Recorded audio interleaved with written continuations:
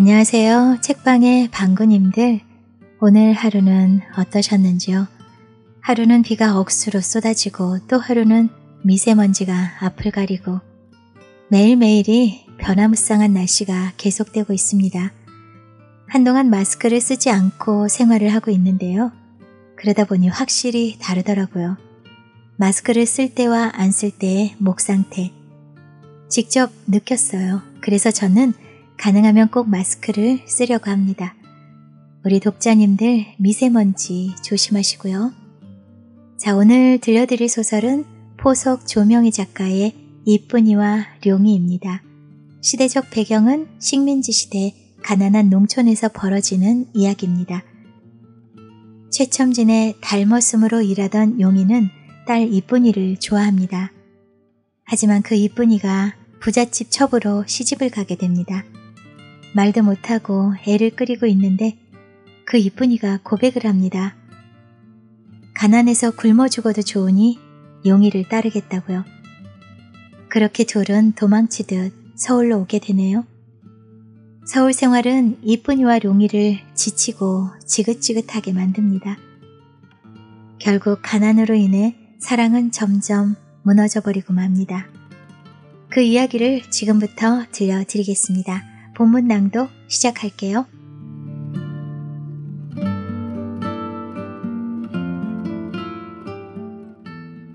이쁜이와 룡이. 조명희. 1. 새말 언덕배기 해묵은 감나무는 늦은 가을철을 접어들며 붉기도 하다. 지붕 마루터기마다 동그랗게 봉박아 놓은 고추빛같이 맵고도 곱고 붉을 수야 있으랴마는 그래도 그 크고도 보암직한 폼이 이 가을 이 마을의 영화를 저 홀로 거두어서 선듯 싶었다.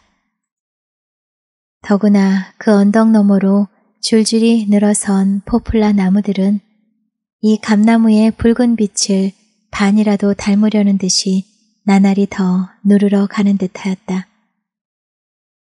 그러나 이 붉은 잎, 누른 잎이 서리바람을 맞아 하나씩 떨어지기 시작하자 이제는 제법 우수수하고 몰려나려 떨어진다. 가여운 일이다. 그 떨어진 잎은 다시 논뜰로 밭들로 뜰로 샘으로 이구렁 저구렁 이리저리 구를 뿐이로구나. 옹달샘 뚝성에 앉은 이쁜이는 바가지로 물 위에 뜬 단풍잎을 이리저리 가르며 물을 한 바가지 떠서는 동에 담고 또 떠서는 담고 할지 어떤 때는 위에서 떨어지는 잎이 일부러 뜬 잎을 가르고 뜬 바가지 물 위에 뚝 떨어질라 치면 그는 얄궂다는 듯이 동그란 눈으로 언덕 위의 감나무를 헬끔 쳐다보며 감나무 잎도 떨어지기도 한다, 원. 이런 때에 빈 동이를 머리에 이고 샘뚝길 옆에 서서 말없이 빙그레 웃고 있던 죽늙은이 양순 어머니는 이 말을 받아 요새는 낙엽이 어찌 지는지 몰라. 아이고, 난 누구라고 양순 어머니일세. 언제 거기 와 서셨어요. 오시는 기척도 없이. 네 뒷모양이 하도 태가 나고 이쁘길래 구경 좀 하느라고 그랬지. 아이고 원, 양순 어머니도 사람을.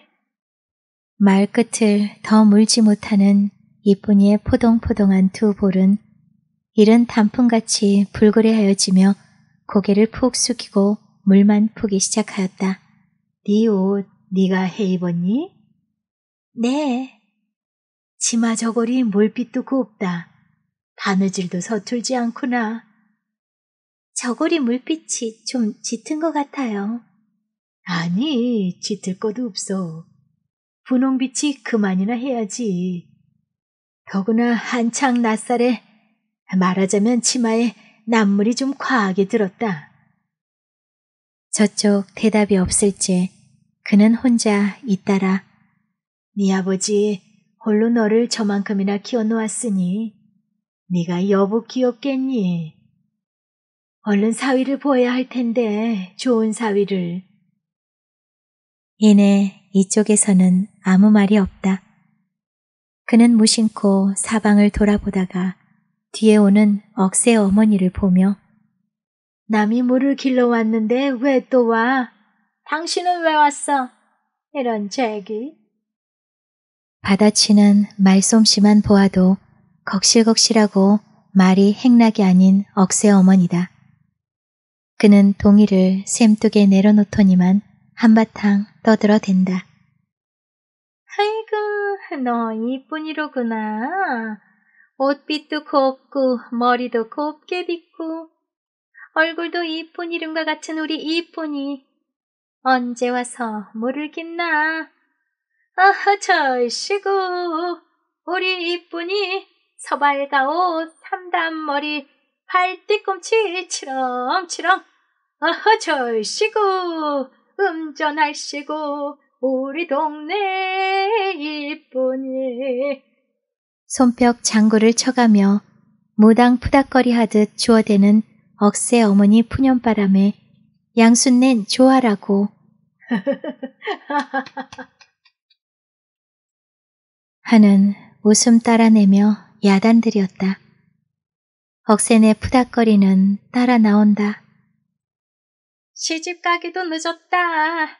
어허, 절시고 우리 이쁜이 남중일색을 얻으려나 헌헌장부를 얻으려나 김부자 집으로 가려나 이부자 집으로 가려나 앞들에도 노젓가리 뒤뜰에도 노젓가리 분통같이 꾸민 방에 곱게 단장 들어앉아 시부모 공경하기 남편의 시중들기. 어허, 절시구 옥동자 금동자 낳고.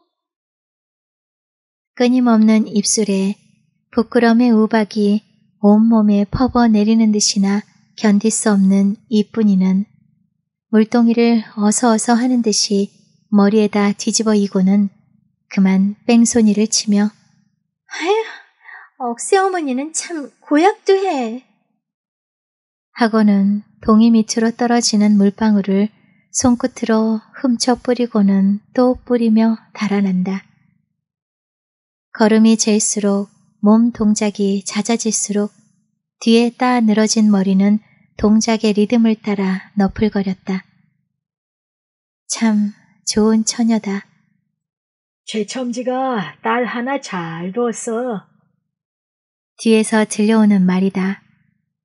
이럴 즈음에 엎친 데 덮친다고 난데없는 마을 선모슴꾼이 산에서 나르는 나무찜을 쥐고는 쟁걸음으로 이쁜이의 옆을 지나치며 들떼어 놓고 부르는 소리다.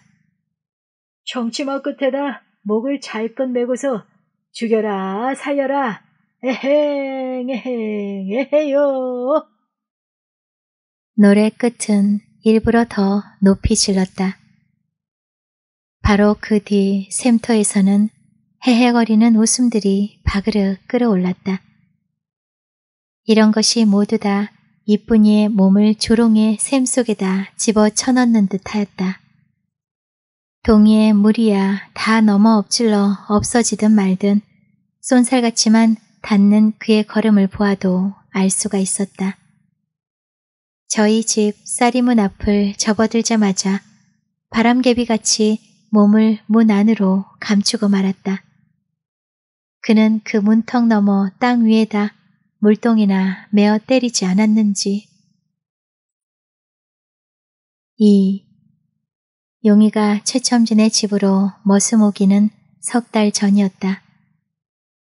누구나 머슴을 두려면 대개는 세전세후에 두는 것이지 이같이 뒤늦게 두는 것도 아니오. 더구나 최첨진의 형세쯤으로는 둘 처지가 못 되는 터이며 또한 최첨지가 나이 50이 넘었을 망정 장정 부럽지 않게 아직도 기운이 정정한 터이다. 그러나 이렇게 된 까닭은 올 늦은 여름에 최첨지가 하루는 밤을 새어가며 보리방아를 찢다가 무거운 물방아채가 내려 찔리는 바람에 몸을 잘못 놀리다가 허리통을 그만 되게 얻어맞아서 거의 죽을 뻔하다가 간신히 살아나기는 하였으나 아주 병신이 되었으며 아직도 다친 곳이 쾌히 낫지를 못해서 시름시름 앓으면서도 자기 집 농사일이 갑갑하여 생으로 구부러진 허리를 작대기 힘으로 버티고 문밖 출입을 하루 한 번씩은 하는 터이다. 생애 가장 중한 농사를 중동무이하는 수도 없고 또한 남의 품을 이루 사서 댈 수도 없는 터이다. 이리하여 용의를 닮었음으로 두었다가 이내 눌러둔 터이다. 하루하루 품팔이로 이골저골로 떠돌아다니던 떡거머리 총각 용의가 이 마을 앞 주막을 지나다가 우연히 말이 되어 이 최첨진의 집으로 머슴살이를 하러 오던 첫날 저녁이다.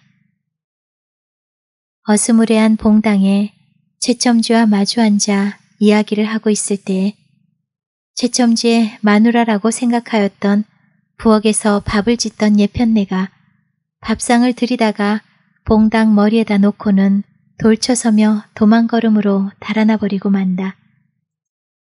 돌쳐선 그의 뒷공둥이에는 따서 내린 머리꼴이 치렁치렁하였다. 용의의 가슴 속에는 희미한 무슨 빛이 번뜩이는 듯이 무엇이 느껴졌었다. 주인 영감의 딸인가? 하는 의심이 돌며 얼른 알아맞히고자 하는 생각도 핑핑 돌았다. 그는 또한 속으로 나이도 꼭 들어 보이는데 제기를 할? 이 제기를 할 이란 말의 뜻은 줄인 범이 날 고깃덩이를 본 듯한 총각의 마음속에 어떤 검은 그림자가 어리됨을 말함이었다. 그러나 배가 고팠던 터라 한참 밥만 퍼넣기에 딴 생각은 없었다. 밥을 거의 다 먹어갈 판이었다. 물 위에 띄운 바가지 소리가 그릇전에 부딪히느라고 달그랑달그랑 하고 난다. 그는 무심코 쌀이문 쪽을 바라볼 때 마주 비친 달빛에 달빛같이 희게 번쩍 띄이는 얼굴은 아까 보던 처녀의 얼굴이었다. 오냐, 참 괜찮게도 생긴 모양이로구나. 하고 속으로 생각하는 그의 마음속에는 검은 욕심의 빛이 더 한층 짙어지며 그 검은 마음속에는 처녀의 얼굴이 둥근 달같이 뚜렷하게 박히게 되었다. 이러고 난 뒤 날이 갈수록 하루에 2번 혹은 3번, 4번씩 보이는 처녀의 그림자, 모로도 보일 때, 뒤로도 보일 때 또는 바로도 보일 때도 많았다. 분명히 보았다. 기막히게 마음에 드는구나. 그런데 의심 없이 이제는 그의 용모를 잘 알았다. 마음이 몹시 흔들리는구나. 그러나 마음만 들뜨면 소용이 있나. 그런데 하는 싸울 전략을 가만히 생각해 볼 노릇이다. 3. 이 뒤부터 그는 될 수 있는 대로 최첨진의 일과 이쁜이의 일을 알려고 들었다. 그들의 이야기만 어느 입에서든지 나오기만 하면 귀가 번쩍 뛰고 번쩍 뛰었다. 언제는 동네 일꾼들과 같이 일들을 하다가 나무 그늘 밑에서 쉴 때이다. 그때도 마침 이쁜이네 이야기들을 하다가 나 젊은 쇠똥아버지가 용의를 놀리는 말이다. 총각, 자네 최첨진의 대릴 사이로 들어갔다네 그려. 사람을 공연히 놀리지 마소.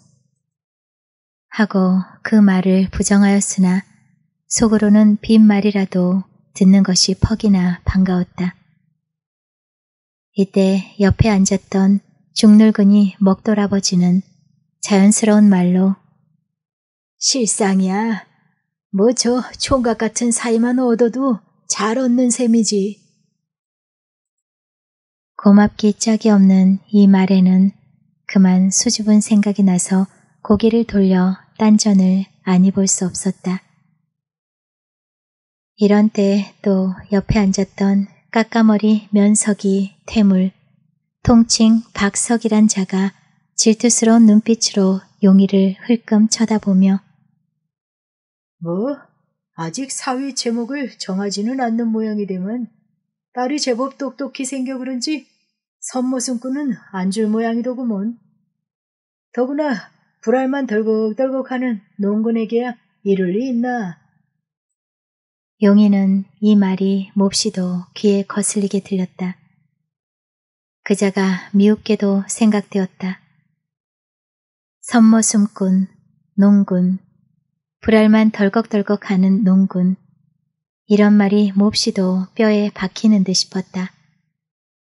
그 반대로 놀고 지내며 유식하다는 놈, 옷같하고 행세한다는 놈, 돈 있다는 놈들이 미운 생각이 버럭 났었다. 좌우간 최첨지의 사위 제목을 아직 정하지 않은 것만은 분명히 알았다. 그는 어찌하였든지 정성은 들여볼 일이라고 생각하고는 최첨진의 일이라면 뼈가 빠지게 일을 하여대며 동네 사람 더구나 최첨지의 칭찬을 받고 눈에 들도록 힘을 쓰는 터이다. 그것이 그의 먹은 마음을 성공함에는 으뜸 가는 효과가 되는 것이므로 사실 용의가 최첨지 마음에 들어가는 것도 분명한 일이다. 그의 사나이다운 품, 농군으로서도 제법 미끈하게 생긴 품, 꺽지고 성실한 품, 이 모든 것이 좋게 보이지 않는 것은 아니다. 사위 제목으로 고른다고 하기까지는 아직 꿈에도 생각지 않는 터이다. 이쁜이는 올해 나이 17살, 15살이 먹을 때까지도 털벗지 못한 중강아지같이 몸에 잔주름이 달렸더니 작년 봄을 접어들면서부터 색시태가 나기 시작하였다. 더구나 올해쯤은 거의 처녀가 되어간다고 할 만큼 키가 훌쩍 커 올라가며 머리가 치렁치렁 하여진다. 그는 야살구전 동네 예편네들에게 가끔 가다가 놀림도 받으며 선모승꾼들에게 장난도 당하여 보았지만은 그것은 잠깐 때 일이요. 이때껏 용의 같은 젊은 사나이를 집에다 두고 아침 저녁으로 대하기는 처음 일이다. 용의를 대한다는 것이라야 한끗 먼 빛으로 헐금헐금 도적질하여 볼 뿐이요. 그렇지 않으면 아버지와 용의가 같이 앉은 봉당 한 구석에다 밥상을 들어다 슬그머니 놓고는 굴 밖에 나왔던 쥐 모양으로 얼른 부엌이라는 굴 속으로 몸을 감출 뿐이었다. 처음에 용의를 볼 때에는 그 후리후리한 허우대, 큼직한 눈망울이 보기에 무서운 생각도 났었다. 허나 날이 가고 눈에 익어갈수록 그 떡 벌어진 어깨마디, 손, 어기차 보이는 두 팔, 가슴 그런 것이 모두 어떤 무섭고 강한 것을 물리치고 외롭고 약한 것을 얼싸 안을 듯이 그럴듯하게 느끼게 되었다. 어떤 가냘픈 물체보다 튼튼한 것이 도리어 든든하고 좋아 보였다. 어떤 때 일이다. 혼자 들밭에 가서 큰 동구미로 둘이나 되게 다운고추를 따서 놓고는 두 동구미는 고사하고 한 동구미도 머리에 들어일 수가 없어서 약한 두 팔로 들었다 놓았다 하며 애를 쓸 판이다.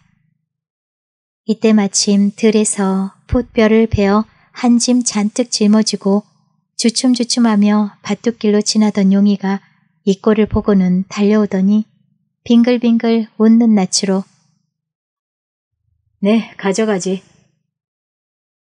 하고는 두 동구미를 한참에 번쩍 들고 일어선다.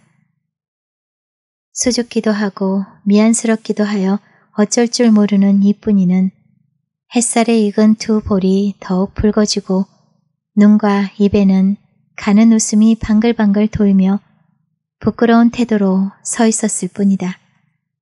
만일에 용이가 이때 이 이쁜이의 모양을 눈여겨보았을 양이면 이때껏 그를 보던 가운데서도 제일 귀엽게 보았으리라. 용이가 그 고추 둥구미를 들어다가 볕단 실은 짐 위에다 얹으며 다시 지게를 지고는 거침없이 산등성이 길로 걸어가 버리고 말았다. 4. 이쁜이는 용이가 산등성이를 넘어서 보이지 않을 때 비로소 밭에서 나와 걷기를 시작하였다. 그의 바로 뒤를 따라갈 용기는 없었던 까닭이다. 그는 조그마한 산말랑이 오솔 그늘에 앉아 쉬며 그 밑골로 내려가는 용이의 뒤를 우두커니 바라보고는 어쩌면 하는 의미 있는 감탄을 한숨과 한 가지 내기도 하였다. 그는 집으로 돌아와 처마 그늘이 반이나 점령한 마당 한옆에 앉아 먼저 말린 고추 꼭지를 다듬으며 이 생각 저 생각에 마음이 가을볕에 나는 잠자리 날개같이 가볍게 납신거린다. 내가 시집을 간다면 박석이 같은 사람, 건너마을 정부자 아들 같은 사람, 이용이. 그는 여기 이름에 더 생각을 하고 싶지도 않았다. 어떤 면이 더 낫다고 작정할 수도 없었다. 생각을 중동무이에서 끊어 던지고 말았다. 그는 새삼스럽게 자기가 너무나 외로움을 깨닫게 되었다. 어머니나 살았더라면, 용이 같은 오빠나 하나 있었더라면. 그는 어떤 때 용이를 오빠 오빠 하고 부르며 속갯말이라도 하였으면 여북 좋으리라는 생각이 났었다. 또 어떤 때는 다만 오빠라고 부르기만 하느니보다는 용이의 그 힘있는 두 팔로 자기를 힘껏 한번 껴안아 주었으면 좋겠다는 생각도 났었다. 최첨지의 병이 이쯤에 이르러 날이 추워지는 까닭인지 벌썩 더 덧치게 되었다. 용이가 앞집 먼 방에서 잠이 곤히 들어서 골아 떨어져 있던 어떤 날 밤중이다. 누가 옆에서 벼랑간 흔들어 깨우며 총각네 주인 영감이 지금 대단해서 깨워보내라는 기별이 왔네. 그는 벌떡 일어나 다짜고짜로 뛰어나가 최첨진의 집으로 달려갔었다. 에헤. 소리와 함께 봉당에다 발을 올려놓을 때 저쪽 방 안사람은 벌써 방문을 열어 제친다. 그는 이뿐이다. 불빛에 얼비친 그의 얼굴은 해쓱하고 문고리를 잡은 그의 팔은 떨리는 것 같았다. 그리고 그때 그 표정은 죽을 고비에 빠진 사람이 자기를 구원하러 오는 사람을 보고 반겨 맞는 듯한 것이었다. 최첨지의 병은 참으로 큰일 날 병이다. 중병인 몸에다 급한 관격이 질린 모양이다. 얼굴은 파랗게 질리고 숨은 금방에 넘어갈 듯이 소리만 연발하며 자기 몸이 이리저리 뒤틀리는 모양이다. 용이는 방문 밖에 선 채 사지를 꽉꽉 주물러. 손짓을 하여 가르치고는 동네 집으로 한 걸음에 뛰어가 침장이를 데리고는 한 걸음에 뛰어왔다. 다만 그동안에라도 이쁜이가 홀로 얼마나 애를 사귈까 하는 것을 닿는 걸음 가운데서도 생각하였다. 그들은 최첨지 주위에 돌려앉아 사지를 주무른다, 침주는 것을 거들어준다 하였다. 그들은 마치 남매와 같이 또는 그다지 스스럽지 않은 내외와도 같이 서로 말을 여러 번이나 건네게 되고 옷과 옷이 서로 스칠 때도 많았다. 최첨지가 우연만큼 돌리게 되고 잠까지 솔곳이 들었을 때이다. 그들은 번갈아 병인을 주무르던 것도 그만두고 이제는 다 각기 자리를 정하고 앉아 쉴 판이다. 이쁜이는 병인 옆에, 용이는 앞문턱까지 나와 문을 향하고 앉게 되었다. 이때껏 경황 중에 있었으면서도 순간순간 일일이 용이에게 있어서는 어떤 만족과 만족이 줄로 끼어진 구슬같건을, 하물며 그 앞자리에 고개를 숙이고 이쁜이의 태도를 말없이 옆눈으로 바라다보고 앉았을 때에야 이루 말할 수 있으랴. 이때껏 경황 중에 있었으면서도 순간순간 일일이 용이에게 있어서는 어떤 만족과 만족이 줄로 끼어진 구슬같건을, 하물며 그 앞자리에 고개를 숙이고 이쁜이의 태도를 말없이 옆눈으로 바라다보고 앉았을 때에야 이루 말할 수 있으랴. 그는 한참 또 한참 일 없이 한정없이 앉아있을 수는 없는 일이다. 닭이 울기도 여러 회째다. 그는 멋없다는 듯이 혼잣말로 이제 가볼까? 숙였던 이쁜이의 고개는 반짝 들리며 말똥한 눈이 용이에게로 올 때 두 눈은 마주쳐 땅으로 떨어졌었다. 용이는 차마 일어설 수는 없었다. 한참 또 한참 닭이 또 한 회를 운다. 그는 더 앉았기는 야릇한 일이라고 생각이 들자 떨치고 서기도 어렵지만은 더 있을 용기도 없었다. 이제 그만 가지. 하는 소리와 함께 몸을 슬그머니 일으켜 밖으로 나왔다. 살인문을 젖히며 걸어 나오다가 방문 여는 소리에 휙 돌쳐서자 방문 닫히는 소리는 뒤따라 났다. 봉당에는 이쁜이가 분명히 나와 서 있음을 알 수 있었다. 불 비친 방문에 가로막아 서 있는 처녀를 바라다보고 있는 총각. 지새는 달빛 아래 우뚝 서 있는 사나이를 바라다보고 있는 처녀. 5. 용이가 이쁜이에게 마음을 두고 내려오는 몇 달 동안에 그의 사랑의 대적을 여러 개 발견하였다. 첫째는 보통학교에 다닌다는 개구진 장난꾼 아이가 하나 이 마을에 있었다.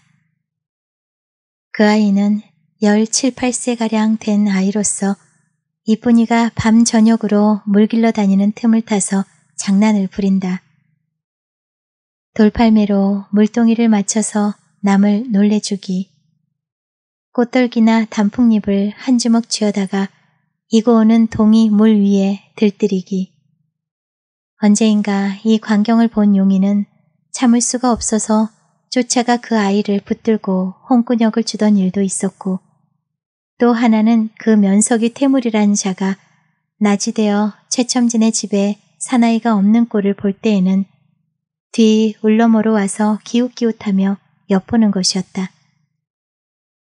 용이가 두 번째나 그 꼴을 보았을 때에 그만 최첨지에게 일러바쳐서 최첨지와 그 면석이 태물이 서로 말썽이 되던 일도 있었다.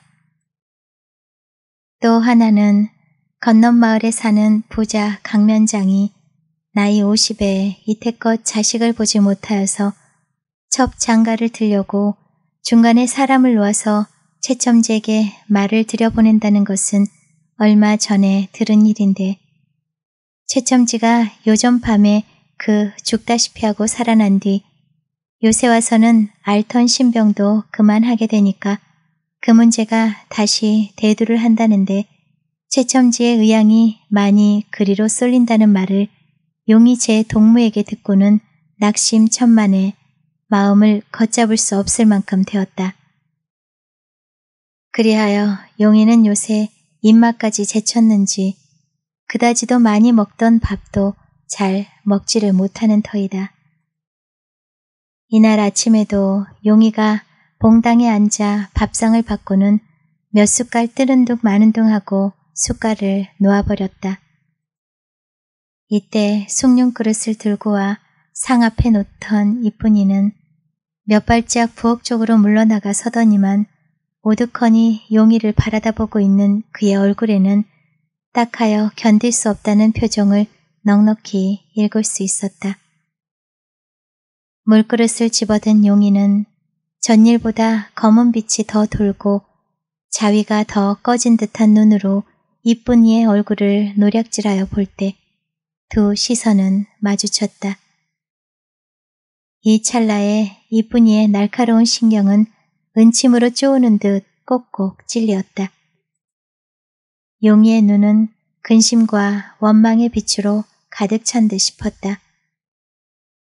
그리하여 그는 용이의 심사를 가장 잘 짐작하는 것 같았다. 거의 무의식적으로 물그릇을 집어다 입에 댄 용이는 물 한 모금을 입에 물자마자 마당에다 휙 뿜어버리고는 물그릇을 소반 위에 탁 놓으며 벌떡 일어서 이쁜이의 얼굴을 다시 쳐다볼 때 그 이쁜이의 눈에는 눈물이 글썽글썽함을 보았다.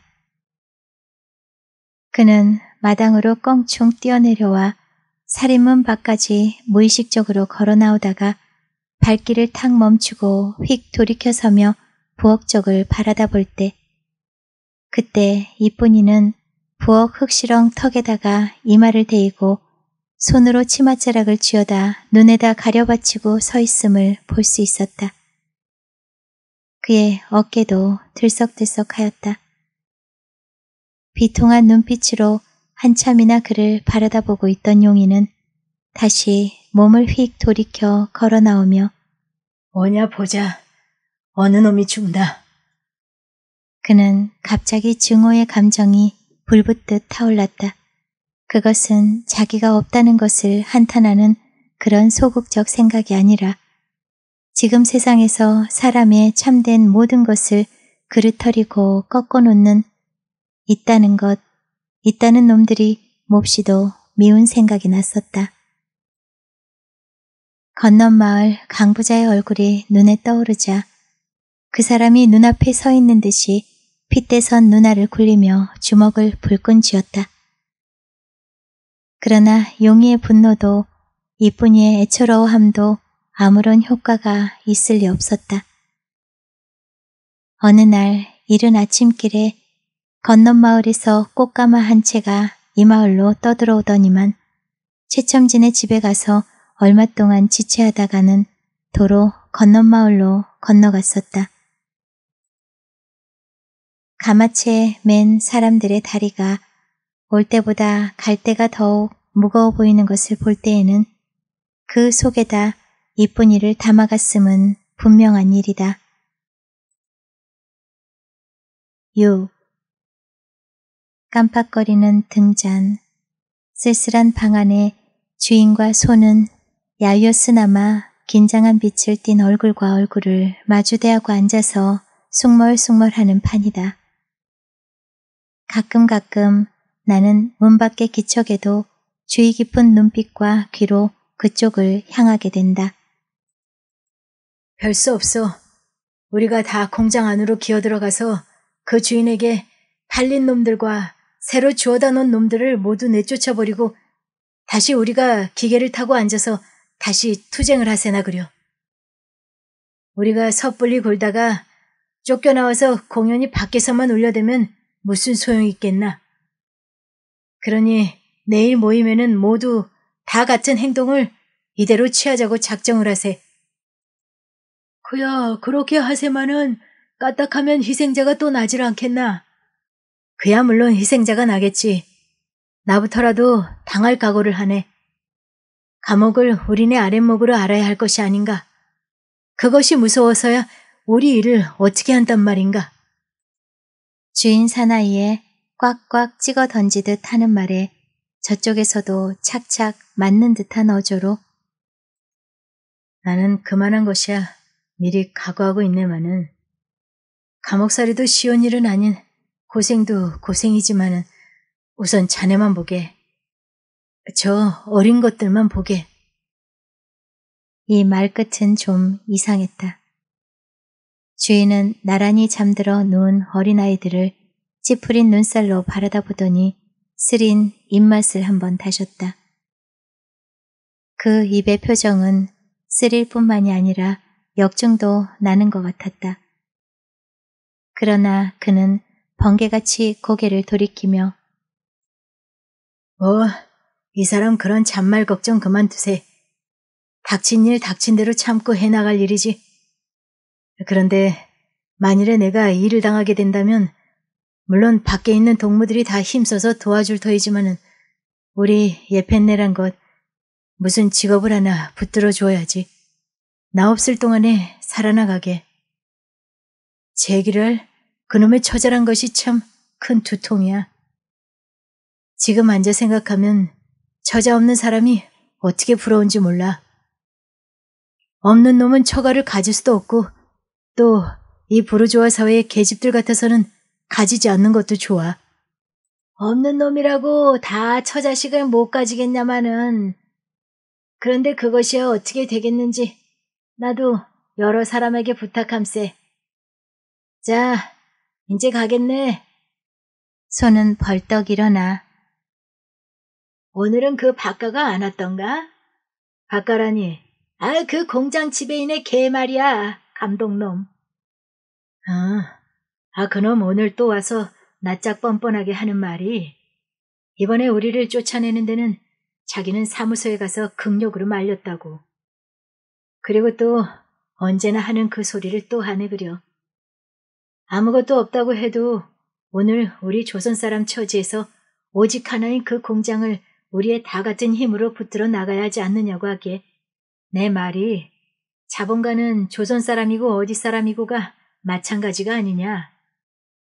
그리고 더구나 지금 이 공장 주인은 일본 사람과 조금도 다를 것이 없다고 하니까 펄쩍 뛰겠지. 그래 내 또 들이댔지. 때때로 여는 그 사람의 집 연회에 그 문간에 모여드는 자동차는 누가 탄 자동차이며 우리가 이 파업을 일으킬 때 몰려와 우리를 못살게 굴며 내쫓던 것은 누구냐고. 그래가지고도 걸핏하면 조선만 앞에다 내세우니 그것이 도리어 우리를 속이는 것이 아니냐고 들이댔더니 우물쭈물하지 않겠나. 그리고 또 들어보게. 나를 살살 꼬이대 그려. 그렇게 공연히 딱새를 부리지 말고 자기와 같이 일만 잘하고 참하게 굴어서 주인이나 지배인의 눈에만 들면 살기는 걱정 없으리라고. 요 따위 소리를 하겠지. 내 그만 딱장을 주어 쫓아버렸지. 그런 괘씸한 놈 봐. 우리네가 굶어서 골마 죽을지언정 그놈 다시 또 오거든 오금을 분질러 보내야지. 에이 깍정이 놈. 그놈 못 오게 하게. 무슨 탐정을 하러 살살 오느니. 자, 그만 가네. 7. 손은 나갔다. 방문 닫히는 소리에 잠들었던 갓난아이가 깨어 운다. 그는 토닥토닥 두드려 재우려 들었으나 아이는 이내 보채기만 한다. 배가 고파서 그럼인가 방이 차서 그럼인가 좀처럼 울음을 그치지 않는다. 그는 하는 수 없이 무릎 위에 들쳐 안고서는 잠을 재운다. 해 있어서 나간 계집년이 이때 안 올 때는 웬 까닭이야. 저녁이라고는 찬밥 한술 두고 나가서 경을 치련. 아무리 없는데 쪼들려 지내기로써니 그럴 수가 있는가? 망할련. 사회제도가 근본으로 잘못되어 그런 것이니 약한 계집만 나무랄 것도 아니지만 어쨌든 망한 것은 계집이고 세상도 망한 세상이야. 그런 꼬락서니가 눈앞에 보이지 않는 세상에 얼른 오도록 하게 해야지. 주리를 할. 그는 품에 잠든 아이를 연애 무의식적으로 토닥토닥하며 역증난 푸념을 잇대어 한다. 나도 지게 향하는 정이 처음 같지는 않지만은 저도 내게 대해서 그렇게 쓸쓸하여 갈 수가 있을까? 더구나 없고 신선한 살림에 쪼들려서 그만. 이 사랑이고 무엇이고 다. 그는 아내를 원망하는 생각, 세상을 원망하는 생각이 뒤섞여 나온다. 아니다. 그가 좀 더 냉정하게 생각할 때에는 아내보다도 사회를 원망하는 생각이 더 났었다. 내가 벌써 자식이 둘째나 낳나? 서울 온 지도 그럭저럭 벌써 4년이로구나. 제 얘기를 할. 동무와 같이 큰 일을 의논할 때 억새떨기같이 뻗쳐올랐던 신경은 아내를 원망하는 생각에 한풀이 꺼져가더니 다시 더 회상의 골짜기로 내려갈 때에 바람에 쏠린 풀 입덕같이 착 가라앉고 말았다. 거기에는 옛날에 들리던 새소리, 물소리도 들리고 가다가는 바위에 부딪히는 폭포소리도 들리게 되었다. 말하자면 그는 묵은 곡조에 다시 귀를 기울이고 묵은 그림을 다시 펼쳐놓은 셈이다. 생각하면 벌써 4년 전 일이다. 그가 새말 최첨진의 집에 들었다가 주인 딸 이쁜이와 같이 눈이 맞고 정이 들게 되었다가 그 몹쓸 강부자에게 그만 이쁜이를 빼앗기게 되었을 때 그는 떠도는 마음을 걷잡을 수가 없어서 낮과 밤으로 앞주막에 가서 술타령만 하게 되었었다. 그러다가 얼마 되지 아니하여 최첨지는 그만 죽어버리고 말았다. 이래 여드레를 두고 가지 않던 최첨진의 집 장사 마당에를 그는 가게 되었다. 자기가 사나이답지 못하다는 것을 스스로 책망한 일도 있었지만은 그래도 행여나 마지막으로 이쁜이 얼굴이나마 한 번 더 보자 함이었었다. 사실 그때 그는 최첨진의 집에서 세경돈을 벌써 찾아들고서는 다른 곳으로 가려고 하던 판이다. 가지를 쪽진 이쁜이가 앞에서 스쳐 지나가는 꼴을 보고 위로 치뜨던 그의 눈에는 하늘빛이 처음으로 붉은 줄을 깨달았었다. 그러나 그는 그것도 참았었다. 저녁 상식 때 설게 골아져 오는 이쁜이 가슴 슬픔 속에는 자기를 생각하는 슬픔도 껴들어가지 않았나 하고도 생각하였었다. 과연 초종날 밤 촬영하던 새벽 모든 사람이 골아떨어졌을 때 그 집 굴뚝 모퉁이에서는 새각시 이쁜이가 용이의 품에 안겨 느껴 울음을 볼 수 있었다. 그때 용이가 불덩이 같은 더운 손으로 색시의 등을 어루만지며 나지막히 떨리는 말소리로 왜? 부자 남편을 얻어갔으니 여복 좋을 텐데 무엇이 부족해서? 할 때에 저쪽에서는 더 바싹 붙들고 매달리며 싫어. 나는 부자고 무엇이고 다 싫어. 나는 굶어 죽더라도 당신을 따라갈 테야. 그 이튿날 장사를 마치고 난 밤중에 그들은 40리나 되는 정거장길을 남몰래 걸어와서 서울차를 타고 왔던 것이었다. 8. 처음 와서 살던 그때에는 핏줄이 부풀고 사랑이 뜨거운 그들이라 여간한 고생이 닥치나 가난이 닥치나 그런 것이 그들의 사랑을 덜 수는 없었던 것이었다. 그들은 참으로 짙은 단꿈에 파묻히고 말았었다. 용이가 날마다 하는 센 날품파리의 고된 짓들은 그까짓 것으로는 용이의 생각에 문제거리도 안 되는 것이었었다. 그러나 달이 가고 해가 지고 가난과 신고가 거듭거듭 몰려올지 그들이 처음에 맛보던 그 나긋나긋하고 새로 타던 정의 맛은 다 가시고 묵은 된장맛같이 되고 말았다. 그렇다고 이 기특하고 텁텁한 된장맛이 평생을 가기로 가셔질랴 있으랴마는 그 몹쓸 가난이란 것이 함부로 삼키는 이 악독한 사회제도 밑에 돈이란 것이 어린 병아리같이 피리피리하는 사람의 마음, 더구나 여자의 마음을 통틀어 집어삼킴해야 어찌하랴. 그들은 근년에 이르러서는 때때로 싸움을 하고 드자비까지 하기가 예사다. 더구나 지난달 아내의 거듭하는 해산머리를 당하자 때맞추어 이때껏 다니던 공장에서 쫓겨나게 되어 실직을 하게 되매 켜묵은 가난이 더 한 켜를 얻게 되어 그들은 참으로 기가 질렸다. 아내는 다행히 순산하고 지금은 벌써 나다니게도 되었다마는 이번 통에 아주 그만 진절머리가 머리끝을 빼어가도록 났었다. 그리하여 아내의 말을 빌어한다면 사람이 이러고만 밤낮 살면 무엇을 해? 아주 지긋지긋해 죽겠어. 할 때 그 지긋지긋이란 소리는 매몰스럽고도 악착스럽게 용이에게 들렸다. 그러면 어떻게 하나? 참고 살 일이지.